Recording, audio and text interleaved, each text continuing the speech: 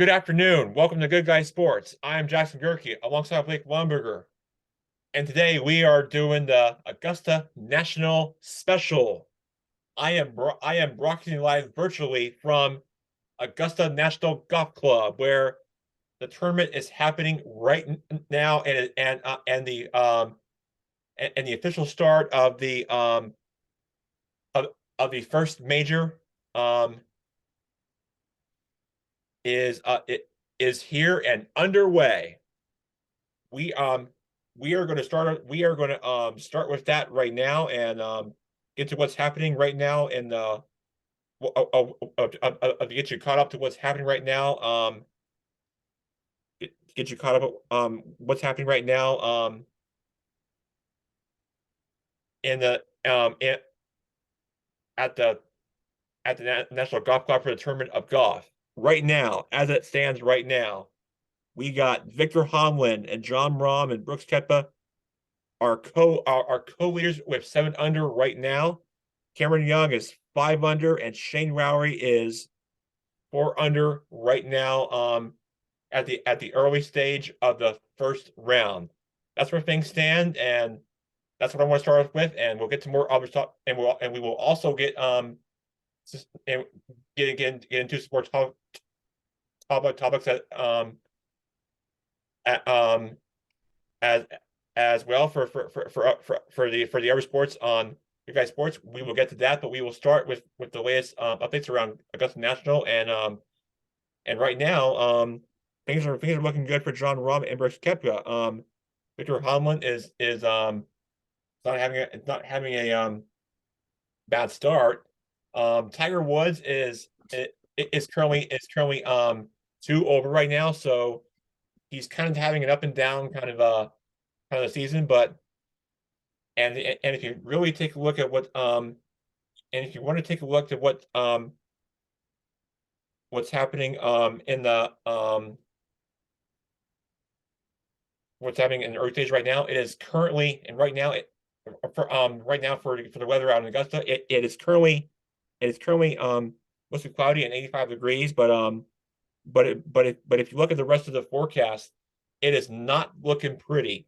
It is going to be brutal, and we're talking about a 52% chance of rain and 100% chance of rain on Saturday, and then it's going to be a mixture of cold and rainy on Sunday for the final round. And this is going to be, Do you think they'll end up playing on Monday and canceling one of those 2 days?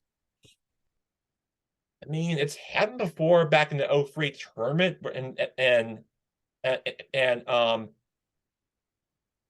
and and and, and also in '05, but I haven't recalled but I haven't recalled any tournament being played through Monday. I don't think it's really happened, but something to really consider if we get the suspension or delayed for let's say in the third round, they push it back to a later time. Then you have to then you would have to reschedule and resume on Sunday, play some of that, and possibly Monday. I mean, it it could happen, Yeah. but it is something to really think about if we were to get that scenario. I know it's happened before, but not recently from what I called from for many years that I've been involved in it in the tournament. What do you think the cutoff score is going to be? I'm expecting about a 4 or 5 over finish for the different golfers, but that really depends on how they finish and what the cut line really is. But I think that's what's going to be determine the tournament. But that's what I'm projecting of what this is going to be of how this thing is going to really finish. Hmm. I was reading an article in the Washington Post this morning that they lengthened the 13th hole. Right, that's right. They yes, they have made some changes in the 13th hole, and if you take a look at it, they have widened it than they did in than they did in the previous in in the previous years, but what they did is that they expanded the greens and got rid of one of the trees that blocks the way along with bunkers, and they made the creek a little bit wider too. So that's going to be a key factor for the players and what they're going to be used to than what they did in past tournaments. But you're right, it's going to be new faces, and I think that's going to be something to watch for the players for different players, and I think and you have to keep an eye on and see what this is going to turn out, but you're right. There is going to be new faces for what the 13th hole Mhm. does bring you. But yeah, I guess the National does have some renovations involved like it did, but you're right. 13th tee, Was that known as the Amen Corner, or am I thinking of something else? I think you're thinking Okay. I think yeah All you're right. thinking you're thinking of something else. That's different. So oh yeah, right. Never mind. It is a man quarter. Okay. Okay. So who do you predict's gonna be wearing the green jacket? I know it's very early. Yeah, you're right. Right. So I've got as of now, I've got Sky Scheffler as my winner, but Uh-huh. and then um and then for my and then for my for my amateur dark horse I've got this I have got as for my runner up I've got Patrick Cantley. Wow. I got him on my team. Yeah, that's yeah that's not a bad pick right there. So yeah, I've got yeah Patrick Cantley as my runner-up dark horse as my amateur, and yeah, I I got Shepard because he's won the tournament last year and he's done it before, and he would be the most recent golfer to win back to back since Hmm. Tiger Woods back in '01 and '02 tournament. But we haven't had a back to back winner ever since. But Yeah. it could happen. But Well, Cantley right now is the overall fourth ranked golfer on the tournament in the PGA Tour this year, I think. yeah, he's up there in that list. You guys both have Willett, Garcia, and Cantley. That's right, we do. All right. Now I learned something today about the green jacket that the winner doesn't get to keep it. He has to keep it in the champion's locker room at Augusta National. That's true. They do keep it in there for display until next year. That's usually how it works at the tournament. And yeah, that's just how the way how And they things can are. only wear it when they're at the Augusta National. Yes, that's yeah, they only allow it at, when they're on the grounds, like Dad said, and that's just how they Yeah, things there, and that's what yeah, that's what they are mainly known for there. So that's yeah, basically what they do. yeah. So if there's a repeat, who gets to put the jacket on him? Yeah, I mean, that's a great question. I mean, maybe Jim Nance, but I don't know. But that's it's probably my guess. I mean, or probably his like, or probably like his analyst. Um, I mean, Trevor Edelman, I think would probably be my guess. But They should let his caddy put it on. yeah, yeah. There you go. I like that decision. That's even better.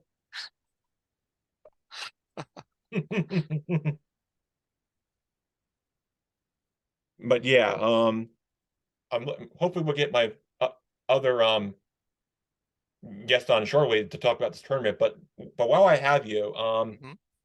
I do want to go back to the champions dinner where it was hosted by the defending champion Guy Scheffler, and from what I've heard, they have had sliders, some barbecue, and a chocolate chip cookie skillet, and they had some spicy tortilla soup, and they had some and they had some nice beverage there, and that's what I've heard. That's what I've heard they were serving, and whatever it is that we're having, it just sounds good to me. I just wish that we had it. Well, you had me a chocolate chip cookie.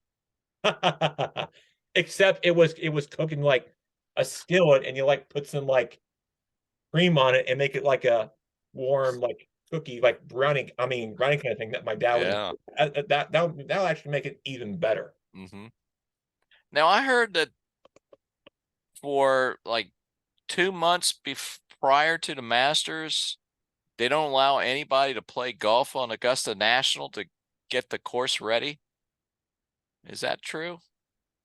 Mm, I don't know if I'm real. I don't know if I. Yeah.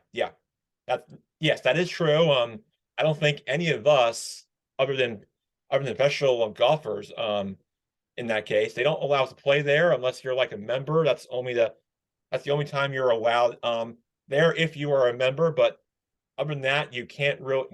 You're not allowed to play there unless you're like a member there. But you can't play there without being a member of that place. But I mean, if you did, they probably won't will not let you. But Yeah. if they did, you would have to sign up for a membership. But if you didn't, they will not let you play there. Well, I don't think I could afford membership. But what you can do is, well, I know it's already happened, but one of these years, you and Aunt Lori should. I mean, I don't know if you ever been to the Masters tournament before, but if you haven't, you and Aunt Lori should go one of these years. Put it on your bucket list. Just don't go to like the actual like first or second round or final round or third round. Just go like on Monday or Tuesday or Wednesday, and I think that you would really enjoy it. And I mean I went a couple times with my dad, and I really enjoyed it. I think it's your turn. I think you and Aunt Lori should give it a chance and just go enjoy it and experience it. They have like I mean they have like nature, and the scenery is beautiful there. I heard it's very nice, and the landscapes there it's nice too. And I think you and I think that you would have a great memory of that place. I mean, that should be on your bucket list during your retirement. I think you would really enjoy it. All right. Well, I'm gonna put it on my bucket list right now. All right. All right. Got it.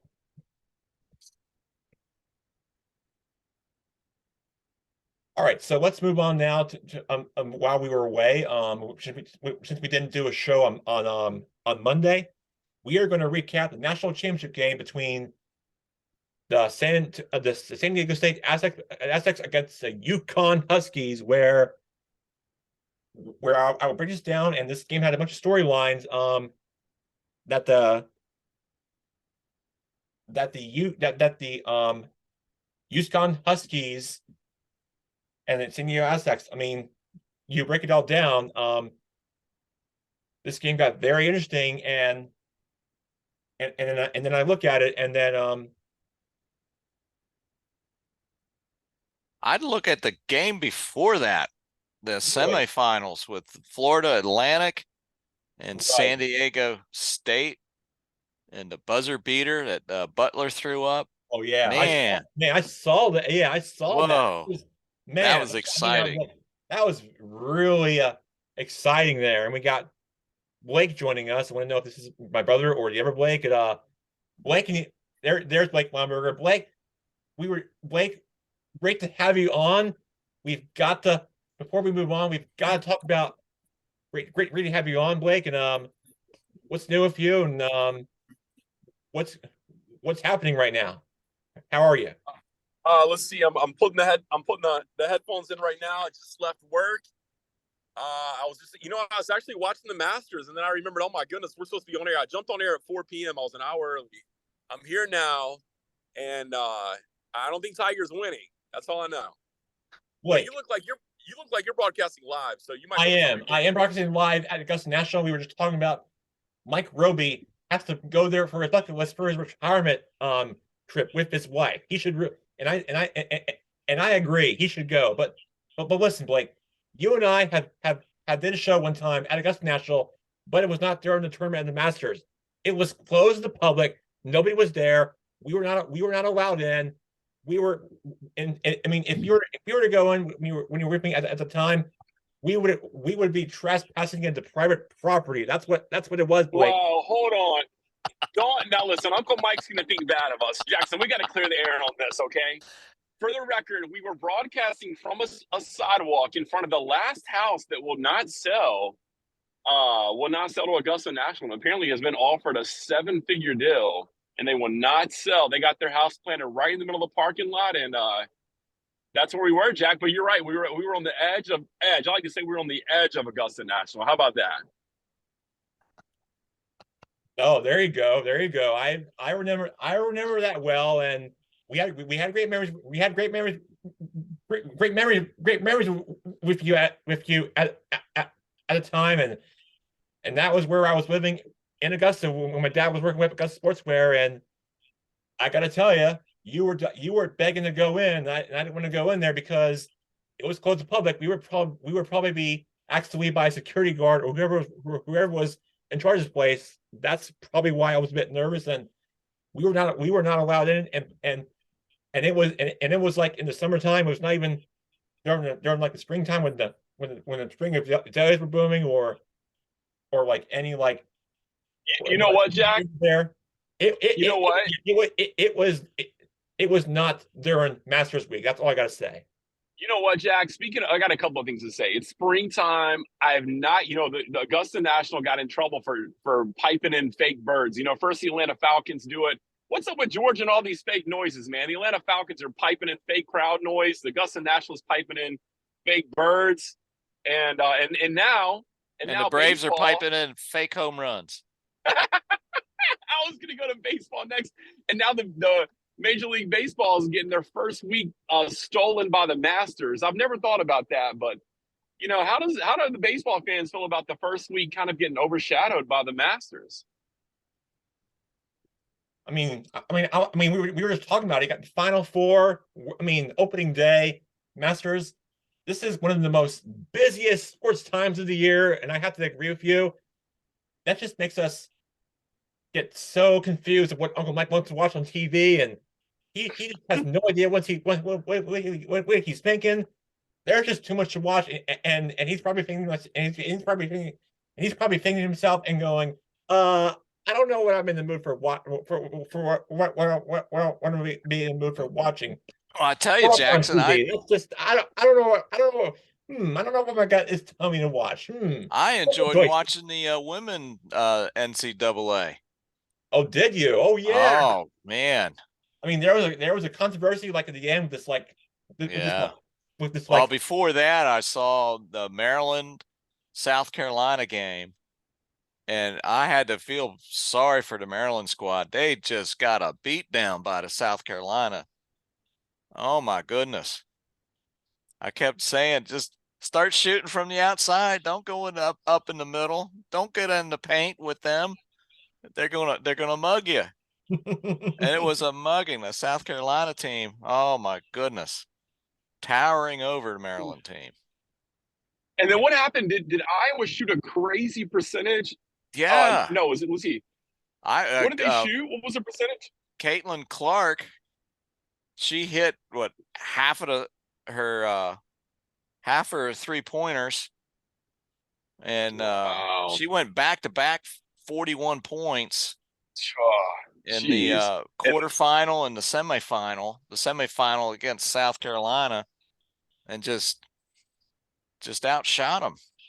But then LSU turns around and shoots a crazy high percentage. Yeah, LSU beating them up in the middle, and then hitting just about every 3-pointer that they throwing up. I mean, I turned it on. It was the third quarter, and they already had I think it was well over 70 points. I couldn't believe it. Well, their coach, won 3 championships with Baylor, and then got her first championship with LSU. Wow, how special is that? How I many does know. Pat have? What did Pat leave? Tennessee. How many championships did she leave with? I want to say 8 or 9, Jeez Louise, goodness gracious. something like that. But you got to love the LSU's coach flamboyant outfits. That were fun to Oh, watch. they're fantastic. I feel That like she was should. fun. Who's the NBA guy? I don't know if he passed away or not, but there was an NBA announcer that always wore crazy suits like that. Yeah. Can't remember what his name was. I can't either. But that was both the men and women's NCAA tournaments. They were fun to watch. That was fun, very entertaining.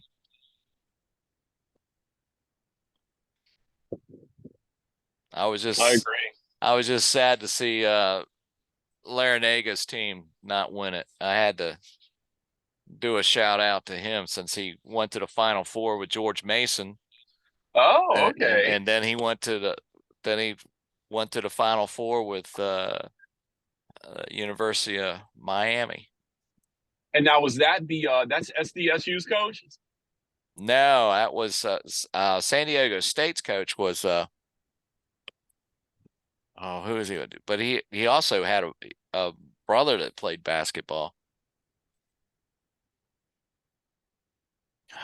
Can't remember. Okay. Let me ask you guys this: with baseball so early on, do we have any undefeated MLB teams still? Yeah, Yes. Tampa Bay. Right now, Tampa Bay and Minnesota are the top 2 on my list. But that's because Tampa Bay played their last 3 games against the Washington Nationals, so you can't really count that. Oh no, Mike! Are your Nationals not doing good? Are they not starting well? We're 1-5. Well, And I was at the park when they won their first game. Hey, there we go. Let me back this up for a second. We have got a Braves fan, Blake Gerke, joining us. So Perfect timing. Okay. yeah, Talk a little trash. Yeah. Yeah. Blake, listen. They're lucky they won that one game, by the way. Yeah. We were in it right up until the end of the national anthem. There you go. There you go. Olsen what is up with Olsen? He is just hammering the ball. It's Freddie Freeman 2.0 ended up being a good decision from our front office there. Yeah, getting him in the building. Goodness. He's hot. Yeah. They are on a roll. I mean, their first 3 guys. We were there Sunday, and Gore, one of the pitchers we got for the Juan Soto trade, he was pitching really well. Mm-hmm. And he's the first inning, it struck out Olsen and Riley.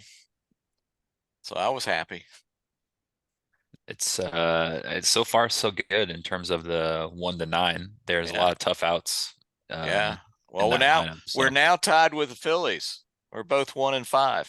Okay, I'll take that. Yeah, that's not bad. That is not bad. Yeah, the Braves are 5-1. Just swept the Cardinals. Yeah, then the Mets in St. Louis. Mets got hammered by the Brewers. Man, they got Max Scherzer.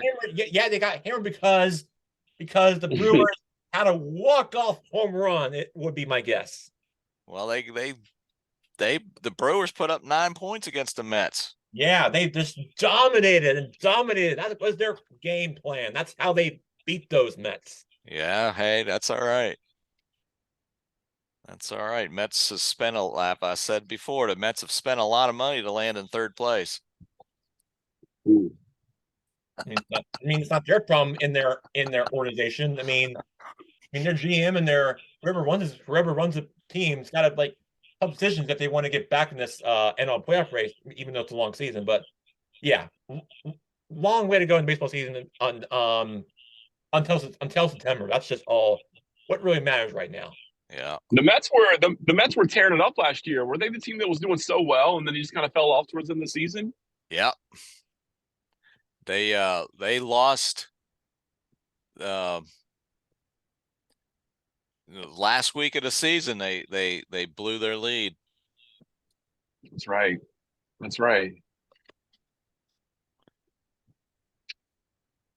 They blew it to the Braves, and then the Phillies squeaked in, and so the National League East had 3 teams in the playoffs. They might end up doing the same thing this year. Could be. Liking what I'm seeing so far from the Braves. So- I think there's probably the hottest team Uh-huh. in the division so far. So how is Hopefully Freed? he's out for a little bit with the hamstring, I think. Yeah. That's the only issue right now is Okay. there's already a couple of injuries to the pitchers, and then Freed did hurt his hamstring, so Yeah. it's going to be a little bit dicey. They've been calling up a lot of. The good thing is the Braves seems like they always got some random guy you never heard of from the farm system that gets called up and gives you a solid 6. So Yeah. Well, the we'll see how Braves, much longer that can last. But the Braves and the Cardinals have always had some of the best farm systems in baseball. definitely, yeah. It seems like the floor for their minor league guys is always pretty high in terms of the ones they call up for a spot start here or Yeah. a random, corner outfielder here and there and stuff like that. That's the one thing that you can definitely say they've done a good job of is developing talent and then signing them to long-term deals. So Yeah. Well, you know what they say with the Braves, it all starts in Charleston is that right? with the River Dogs. I think Oh, now is- they're I think they switched from the Yankees to the Braves. Are they double A? I think they're single A, Single believe. A. Okay, yeah. I believe. Yeah, Mike I would, mean, Mike would probably know. Yeah. It's I want to say they're single A. I love the name. I love the names of a lot of the minor league teams. It's so Yeah. great. Mud Hens, River Dogs. How about the Gastonia Honeybees? The The Honeybee- my hometown outside of Charlotte, the Gastonia Honeybees. Wow. was the Asheville one is like what is that? The Asheville, not the Lookouts. That's the Chattanooga Lookout. So, Taurus. Tourist. Yeah, there it is. Yeah. What is it? This the Taurus. forest? The The Taurus. Forest. Tourist. Tourist. Oh, the tourist. Yeah. What's their mascot? Anybody? It's a good question. Anybody that's visiting? Exactly. Yeah. It's a piece of exactly. wood. Exactly. I mean, the best one is it's this not Savannah Bananas. Who are the Sand Gnats? The Buford or Beaufort Sand Gnats? Isn't that one? Those are the not Augusta. Augusta is the Green Jackets. Sand Gnats is that's a good Sandbridge, question. Virginia. I like the Albuquerque I think it Isotopes is myself. Yeah, I think it is Savannah. I think you're right, Blake. I think it is Savannah Sand Gnats. Maybe but they got the a couple because they got Savannah the Bananas too, are like a separate thing because Yeah. I mean, if you ever watch them, they're doing like dance moves. I don't think Yeah. that's sanctioned by the MILB. They're a separate organization. And if one of their fans catches a foul ball, the batter's out. Oh, is that one of their rules? That's too? one of their rules. That's I love funny. that rule. That's funny. Oh god, how they do that? That's mind blowing. Oh, I like God. the rules where I know some college baseball games, if you like catch the ball, you can like trade it in for stuff, right? You can like trade it in for concessions or like a souvenir or something. I remember. So good old baseball, huh? Now, speaking of baseball, there are some rule changes that took place in the offseason, led by Commissioner Rob Manfred. Now, I want to talk about the basics. Now, I want to talk about this of the three things that I want to discuss before you guys jump into this topic. The first one is the pitch clock, where it looks like a shot clock, but I'll get to that in a second for another show, which is what it is. But then the second thing is they banned the shift, which is something that the players are going to have to get used to. And then the third one is that they expanded the bases to larger, and every time I see that, they look like pizza boxes. That's what they remind me of. In fact, for a Good Guy Sports sponsorship, which I feel like the new rule changes involving with Major League Baseball in the off season, I just every time whenever anytime I hear something like that, I kind of feel like baseball is going the basketball route, which I feel like which is exactly where you're headed, and I feel like where baseball is heading to now is going to be just a different kind of feel to the game than it was in years past, and plus, I mean, and Uncle Mike, I know that you and Aunt Lori go to Nats games like every Sunday, but they have decreased it from 3 to 2 hours, like to a 2 hour quick game, and like when that game like finishes or wraps up, then you have to like go home and get your errands done in the house and watch another MLB game on TV. That's probably what you'll be doing while you're probably heading back after your like Sunday chores, whatever it is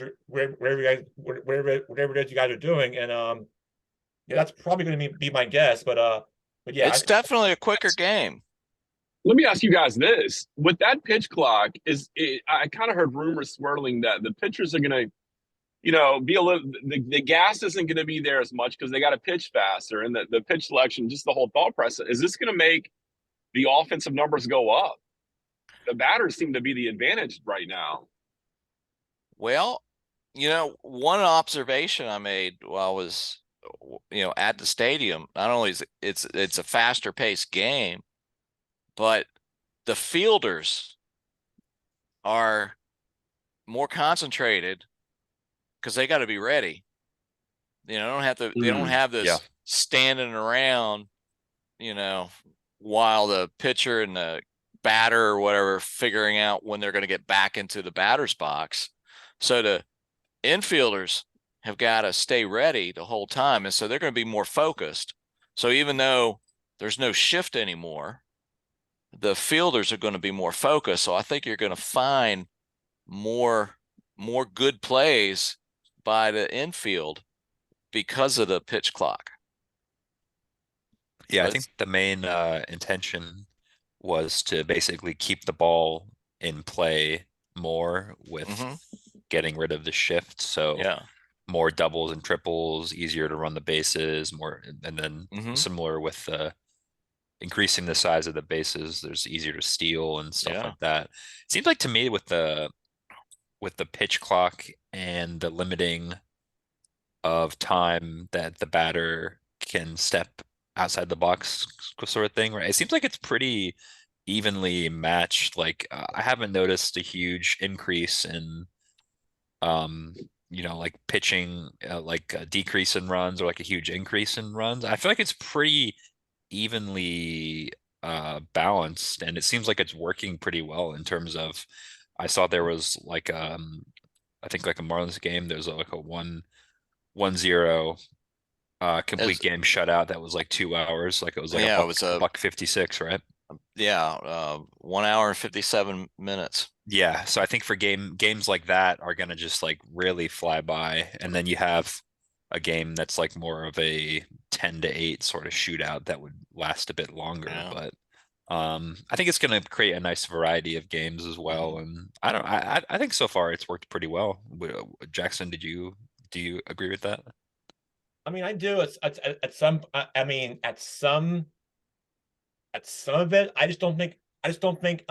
It's for everybody, including the fans, the players, or the managers. I mean, they just. I mean, they have different like opinions on this, but I mean, I know that like if you hear like if you see the pitch clock go like to zero, it becomes a pitch clock violation, which is something that the players are going to have to get used to, like kind of similar to the basketball shot clock violation for like 5 seconds. That's what it basically is. But to your point on how this is going to really affect the game going forward, I think that with the players individually with what the players of how this is going to like really affect from like the game and the different shifts for the, like going from one place to another, and then just and then calling your timeouts is something that I haven't seen before, and probably in the probably in Major League Baseball, but I think what Major League Baseball is doing is try to like speed the game quicker and get more and try to make things more make the game a bit more better than it was than it was in the previous season. So I mean that's probably where it's heading, but it could be one of those scenarios where I think it could be probably could affect the game by some margin, but not all. But it's really going to be something. It's really going to be something very something interesting to keep an eye on for many of these players. And if you really think about it, like like if this were to happen for like an opposing team, the crowd would be so into it for like whatever like the pitch clock like expires. It'll definitely be like it'll definitely be like their spring it kind of feel. And that's what I think about the band shit. But about those bases getting larger than they used to. I mean, stepping on those pizza boxes is what they're called. I mean, Brought to you by Domino's. Jack, do you think the MLB bases are full of pepperoni pizzas? What do you think? You think Nationals Park at second base there's a hot pepperoni pizza inside? Oh, I'm sure it's there. You just don't know where to find it. You just got to get the second baseman gets a little hungry in the seventh inning. He Yeah. might try and open up the base. Yeah, he'll find it. I know that he'll be looking for it to like he'll be stepping on this thing and the shift and with the players just getting used to it for different positions and just getting those outs and getting tagged and getting just barely escaping from the base hit and Yeah. any kind of play. It's just going to be a bit of a different feel for the game. That's all I gotta say. Yeah. Well, I think if the games are faster, they're not going to be selling as much on the concessions side of things. But no, I'd like it as being at a game. I liked it as a fan. I like the faster pace of the play. I didn't see a whole lot of clock violations, so I think they're getting used to it if they haven't gotten used to it by now. So I don't think you're going to see that. You'll see more stolen bases, but you know, I'm surprised that I'm liking it. They gonna speaking of clock, are they gonna is this gonna go into the golf as well? So a little Kevin Na time management when he gets up to play. Are we gonna get a shot clock in golf? I I haven't heard think anything about that. even golf's too old school for changes like that. I would say. They should have contact golf. Yeah, there you go. Make a few rule changes in golf. Combine Yeah, golf it and would rugby. actually- Yeah, it would actually be a little bit better than the Live Golf Tour.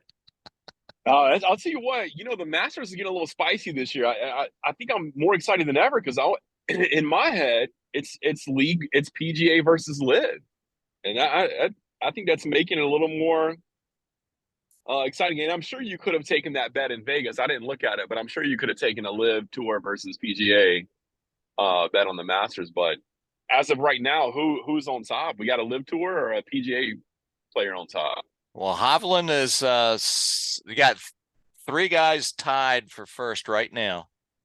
Hovland, Rahm, and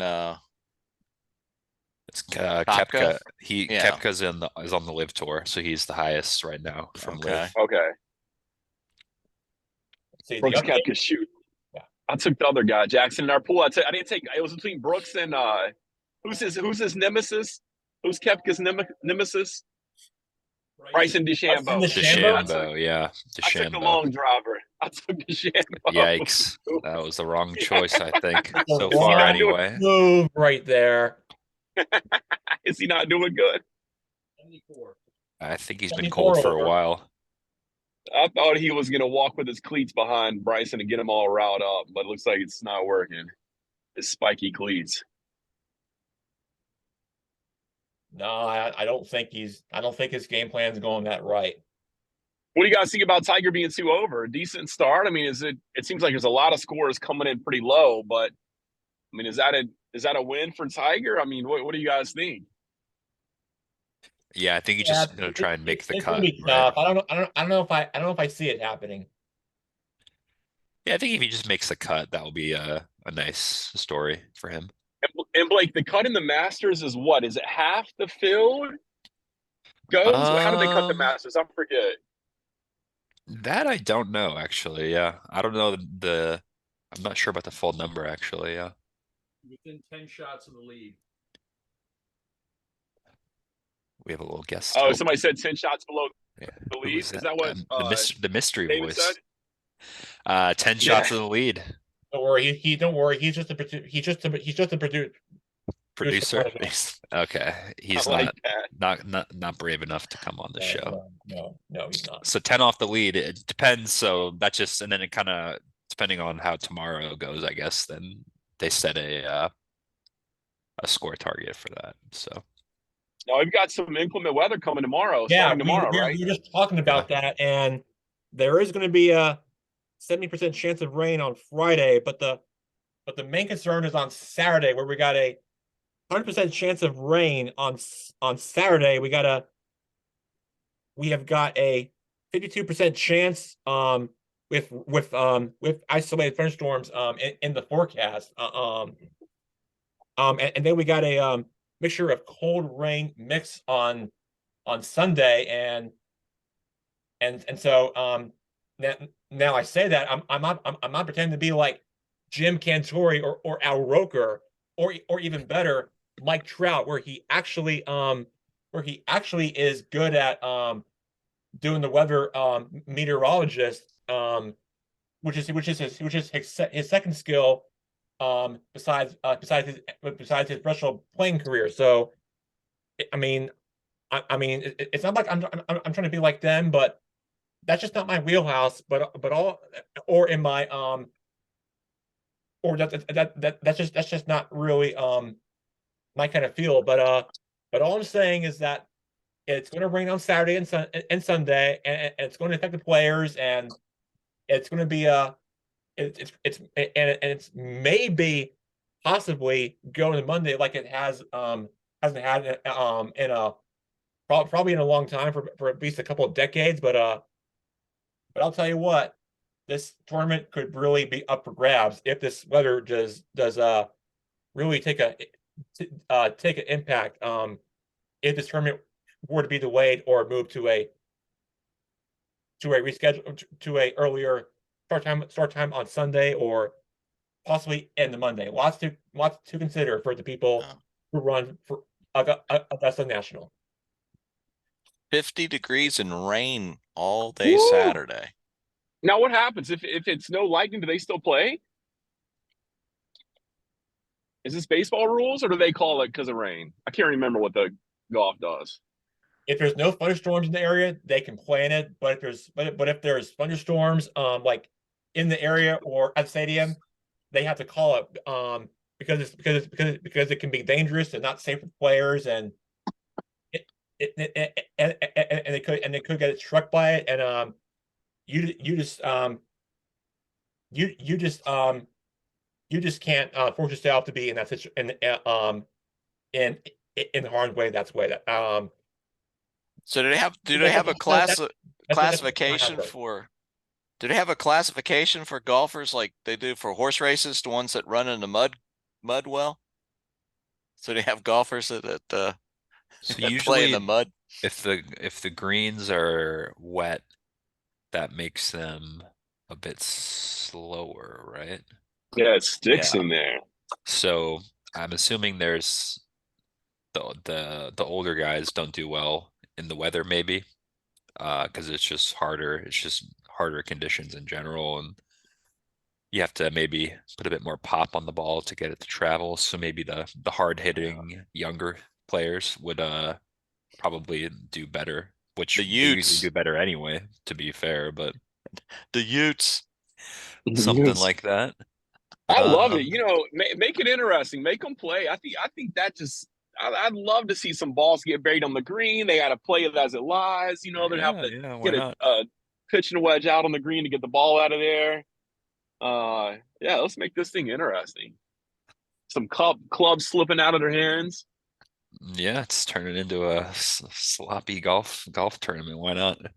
Which is what the Masters screams, right? Sloppy golf Yeah, tournament. exactly. The It's like your quite the local opposite. neighborhood country club stuff. Yeah, Where conditions Caddyshack. are going to be wet and probably in tough conditions for the players to probably track their golf balls, and I don't know, they probably could go out of play, and they'll probably be going like up the fairway or in the creeks in one of those like goals, and then also they have made some changes to the 13th hole a while before you guys came on air, that they are expanding, as Uncle Mike was reading an article from the Post earlier, that they're expanding the greens and making it more wider and probably tougher for the players, and when you have to get used to it, or if you don't get the ball, if you don't like for example, if you don't hit the ball, that's going your way on the 13th, it's more likely going to be hitting in the creek, in the water. It's probably going to be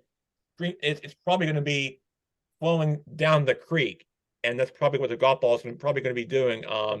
If your game plan that doesn't go right, that's just how the players are going to have to deal with if they want to have success in the 13th hole. That's all I got to say, and that's all I got to say, and that's what they're going to have to deal with.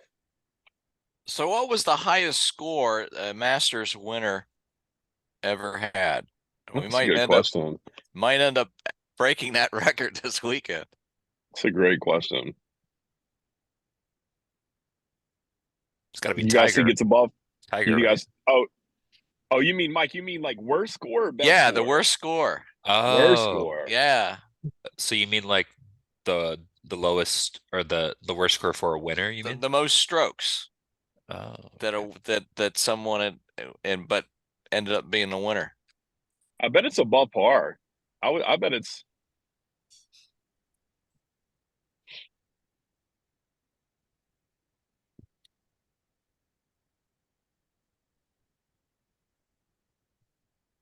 Everybody's digging. +1. Looks like it's +1. All right. The highest winning score of 289, +1 by Sam, and then Wikipedia goes away. yeah, no, it's so it's three people. Sam Snead. Sam Snead in 1954, Jack Burke Jr. in 1956, and then also Zach Johnson in 2007 is the most recent with a 1 over par.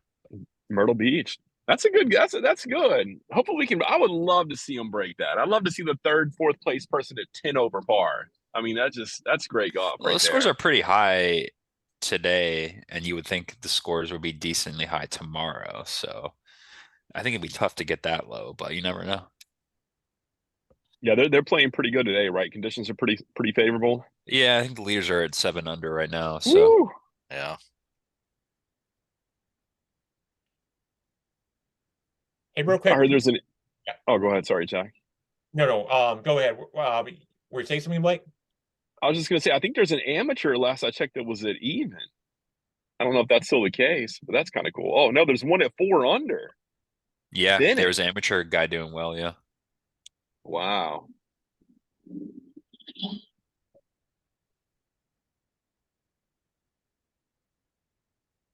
Go ahead, Jack. Sorry. All right, real quick. So I want to get to the Final Four in a second, but I want to actually, so I want to talk about UConn's historic run. They have made it a perfect 16-0 versus during the entire season and through the NCAA tournament. They haven't lost. I mean, they have lost the previous 2 tournaments few seasons, but I have watched that press conference of Dan Hurley, and he had warned in college basketball that they're coming, and you know what? He is right, and I agree with that. So as for UConn's run, they beat St. Mary's in the first round, beat Arkansas in the Sweet 16. They beat Gonzaga. I mean, what do you expect? They're always going to be there. They beat the Bulldogs 82-54, and then Uncle Mike mentioned Miami. They beat them 72-59, and then the championship game. I mean, let's break it down for a second real quick before we get ourselves out of here. So, I mean, I was watching it and I realized that the Aztecs were off to a great start, and I know Uncle Mike had him as his pick, and they had the lead, but it wasn't for very long. Since then, their free point shooting was ice cold, and then right when that happened, UConn just went on a run, and they were just too much Huskies, and really Adam Sanogo, their player,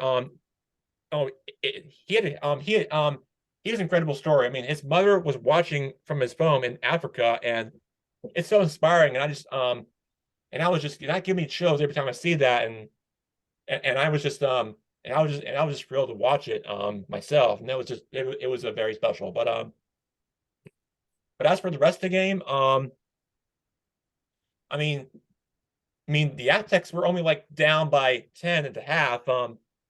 Despite that, UConn the first half didn't like score any points before halftime, but I think Dan Hurley just made an adjustment, and his team just found a way to win. Although the Aztecs went on a quick little run second half, but then after that, their free point shooting was just was really out of hand, and then but then the Huskies just were too much to handle, and that's why I picked Connecticut, and they were the better team that night, and they deserved to win.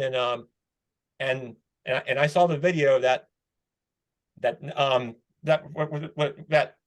during that night, those college students were celebrating, and they were taking down like lampposts on that campus, and they were just celebrating too much, kind of like what they do in Philly when they win a championship. That's what remind me of. But UConn has finally has won their 5th championship. They are tied with Indiana, Duke, the next being North Carolina and UCLA as their next blue blood schools, but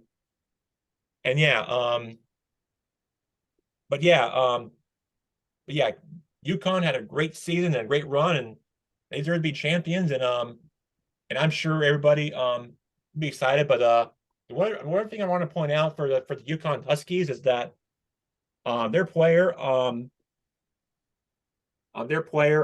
Jordan Hawkins, who plays for them, he went to high school at DeMar Catholic High School in Gaithersburg, Maryland, right outside of DC, where you are. So I don't know if you know anything about that town, but that's where he played high school ball before he went to UConn. And but then what's interesting is that he actually had a cousin that played on the LSU national championship team, and I mean, you guys talk about LSU, but that's something they probably don't know about, but I do.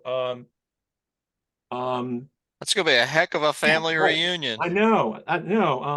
Angela Reese we're talking about. So she went to high school at St. Francis Academy in Baltimore. So I'll tell you what, they are going to have a great family reunion, and from what I hear, they're going to be having a great cookout together for with them and Gone and Be Lit. That's what the article says, and I think that what do they do? They're going to have a great time, and I'm all in for that. And but yeah, Danny Hurley, his brother actually played for Duke. Danny Hurley. Oh, Bobby. That's right, and they have a great relationship together. And one thing I have to point out before we get ourselves out of here is that Dan Hurley grew up in Jersey City, so my dad would probably know anything about Jersey City, because he's from there, but not that part of Jersey. But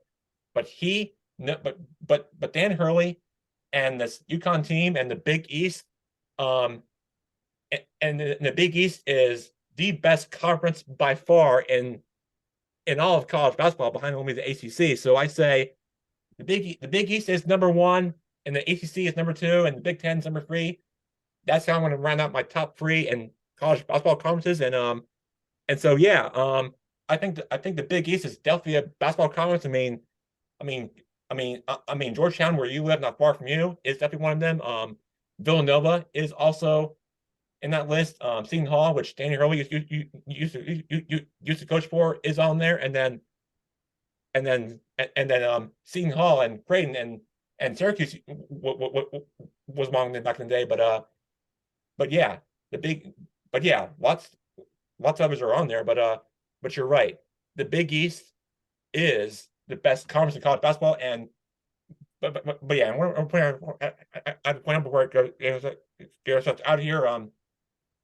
Before it's 6 o'clock hour, that UConn will be back to repeat as a champion, and they're here to stay, and Dan Hurley is out there recruiting, and he will be they will be back for another champion trying to repeat. Now it hasn't happened recently, but it's hard to do it nowadays than it is back then, because Florida was the last team to do it back in the 06 and 07 season, but since then there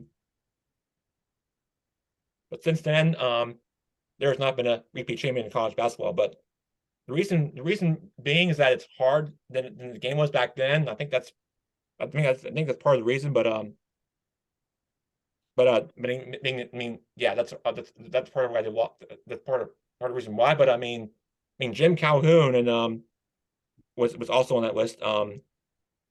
Besides Dan Hurley, was on there, so that also won a national championship trophy. But yeah, it's not like they have Mike Krzyzewski, who's been there a long time. UConn has won a championship with multiple coaches.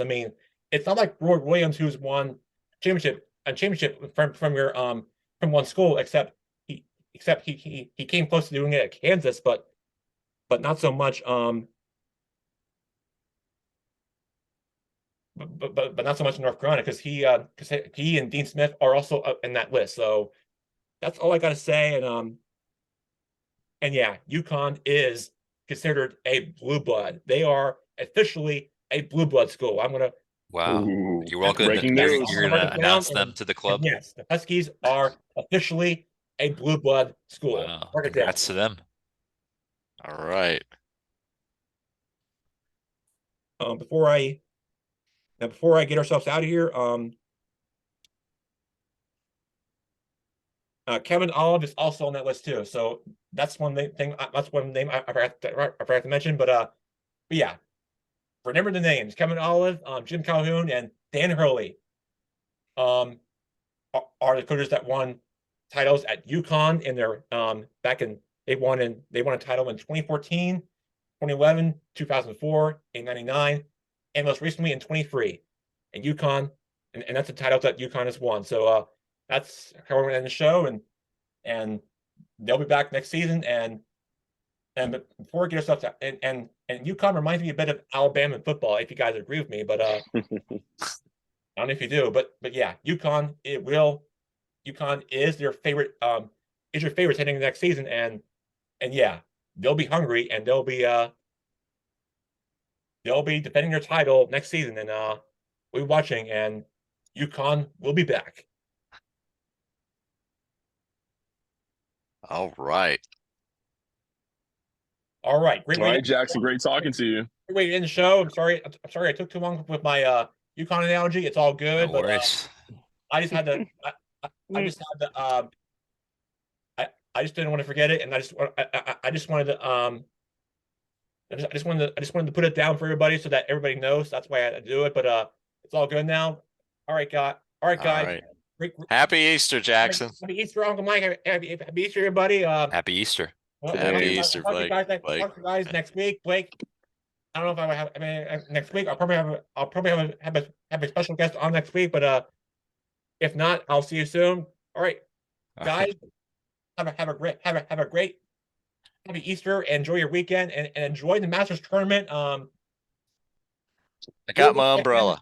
Yes, yeah, of course. You're going to need that just in case. Everybody have a great Easter weekend, and we will talk to you next week. And enjoy the Masters tournament. See you. Bye, guys. Bye. See you, fellas. Bye bye.